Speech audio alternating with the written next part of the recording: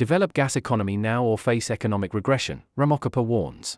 South Africa faces a stark reality. Failure to take urgent action to address the impending gas cliff will result in economic regression, Electricity and Energy Minister Dr. Kgosientsho Ramokgopa has warned. The gas cliff is not a distant event. It is imminent. But it is not inevitable. We have the analytical tools, institutional memory, and public-private platforms to act. What we now require is resolve, coordination, and energy, he told key industry stakeholders at the Natural Gas Symposium in Johannesburg on May 7. Ramokgopa advocated for gas to be placed at the forefront of industrial revitalisation and energy resilience, and to advance a model of gas development that is sovereign, inclusive, and environmentally responsible. South Africa stands at a pivotal crossroads. We are emerging from a decade in which energy insecurity constrained economic performance and undermined public confidence. Yet, we are now entering a new phase, one that requires a profound recalibration of our energy system, institutions, and investment architecture. The gas economy, still in its formative stages, holds promise, but also presents constraints and demands urgent decisions. Natural gas is often described as a transition fuel. But for us, it is not merely a bridge. It is a pillar in a diversified and pragmatic approach to energy planning, particularly in the context of industrialization, job creation, and spatial economic transformation, Ramokgopa said. He pointed out how the geopolitics of natural gas have shifted in the past 2 years. Following the start of the Russia-Ukraine conflict, global gas markets experienced a highly volatile and uncertain period, as European countries scrambled to reconfigure supply chains, moving away from Russian pipeline gas towards global liquefied natural gas (LNG) markets. This caused price spikes, shifts in supply routes, and new diplomatic alignments. This episode laid bare a fundamental lesson: energy security is national security. No country can afford to leave the reliability, affordability, and resilience of its energy systems solely to market forces or external suppliers. The weaponization of gas through price manipulation, supply disruptions, and political leverage is not a theoretical risk. It is a lived reality in today's multipolar world, Ramokgopa said. He said this was especially relevant for developing economies such as South Africa, where dependence on a narrow supplier base could render entire industries vulnerable. Ramokgopa pointed out that South Africa imports about 160 PJY of natural gas from Mozambique, representing more than 85% of the country's total consumption. Sasol, the largest domestic user, consumes about 125 PJY, creating more than 30,000 direct jobs and contributing about 5% to GDP. However, the Ponde and Temane gas fields are projected to decline between 2026 and 2028. Ramokgopa said this anticipated gas cliff was a significant threat to the economy that demanded a coordinated and forward-looking response. Gas is not simply a commodity. It is a vector of industrial capability, spatial integration, and economic power. Around the world, countries are reconfiguring their gas strategies, not just around cost and supply, but around sovereignty, localization, and geopolitical influence. For South Africa, this presents both risk and opportunity. On the one hand, we are currently exposed, dependent on a single supplier, with limited infrastructure and a small domestic market. On the other, we are strategically located, relatively stable, and endowed with underexplored petroleum potential.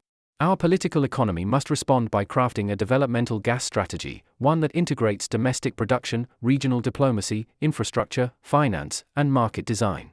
It must be grounded in public value, not just private returns, Ramokgopa said. He pointed out that, historically, South Africa's gas sector was shaped by vertically integrated operations, notably Sasol, which has played a dominant role upstream, midstream, and downstream.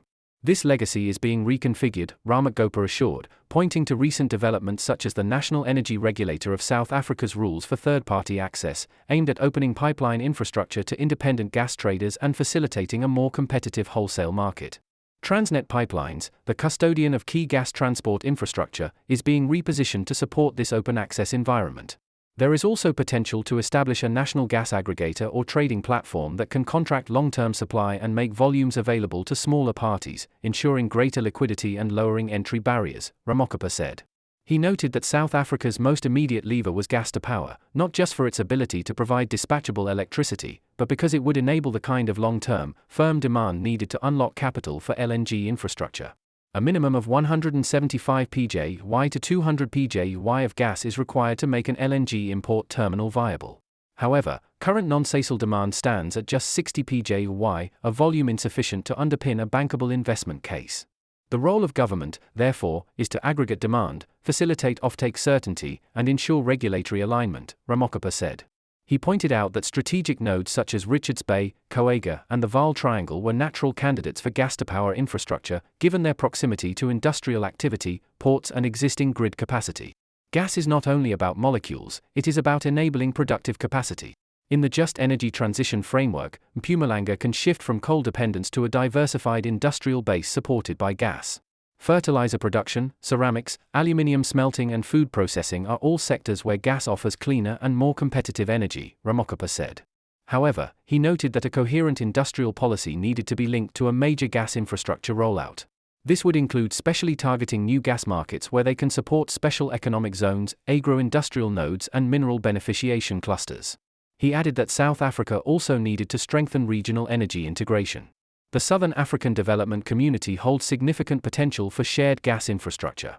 Discussions are underway around pipeline extensions from Mozambique, integration with Namibia's gas finds, and exploring regional LNG storage hubs, Ramokgopa said.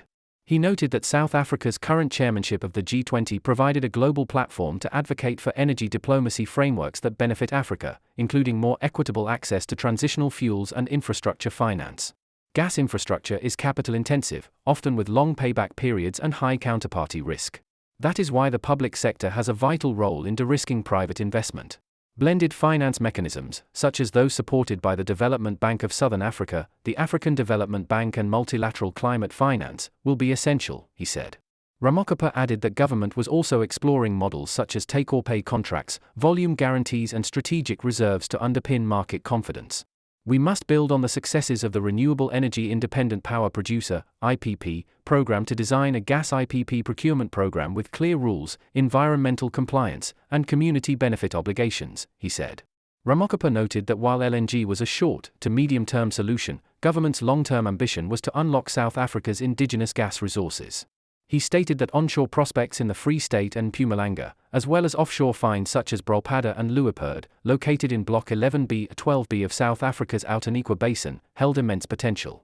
It is estimated that the Brolpada field contains about 1.3 trillion cubic feet of natural gas, while the Luiperd field was estimated at about 1.2 trillion cubic feet. But we must not ignore exploration timelines. Environmental approvals and production ramp-up periods are long. The time between discovery and first gas can easily exceed 8 to 10 years, he pointed out. Further, he noted that a clear upstream fiscal regime, streamlined licensing, and predictable royalty structures were essential. Ramokgopa also suggested that South Africa position itself as a consumer and a technology participant, investing in research and development, skills development, and deep academic collaboration. Looking ahead, gas will evolve. Emerging technologies, such as blue hydrogen, synthetic methane, and carbon capture and storage, will shape the future value chain, he said.